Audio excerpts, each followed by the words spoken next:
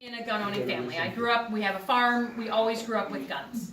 And as a CIA officer in my 3 tours in Iraq, I was trained on a Glock and an M4. My husband, as an Army officer, carried a weapon every day he was deployed. So we believe in the Second Amendment. But it is because of that background that I believe we need common sense gun control and gun reform legislation. And the fact that we haven't had a real conversation in our Congress, I mean, I thought after Sandy Hook, we would have to do something. It was like, there's no way that this can go on when babies are killed in their classrooms. And nothing has happened. And truth be told, really nothing has happened since Parkland, right? Despite the activism, despite all these amazing young people.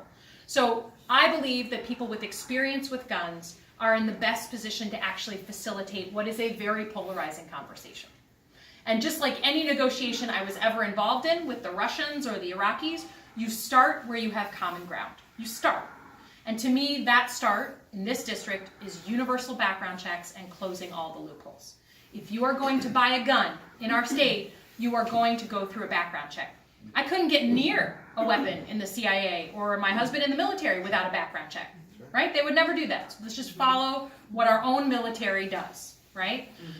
Then, as an Army wife, I do not believe that any military material that turns any weapon into a fully automatic weapon should be sold in our country. Exactly. Right?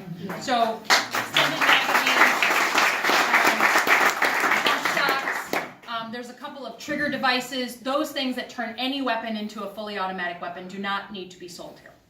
I believe that there is so much polarization on this issue that myself and other service and veteran candidates, if elected, are in a good position to help facilitate this conversation. Because there is a fear, right? There is a fear by many, many people in our district that, like, Democrats are coming for your guns, right? And I want to make it clear, I am not coming for people's guns. I am coming for responsible gun ownership. I am coming because I believe that we have a public health issue in gun violence.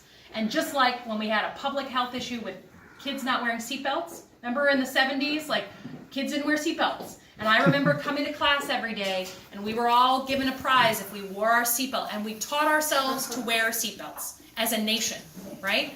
That is how we need to address gun violence. We need to bring ourselves to a new standard on gun safety. Yeah. Wow. Ma'am. Hi, I'm a teacher at Rochester High School, so I really believe in the points that you made. But I just want to know, how do I get my students involved? Because their voice this year has been crucial. It's been apparent. Yep.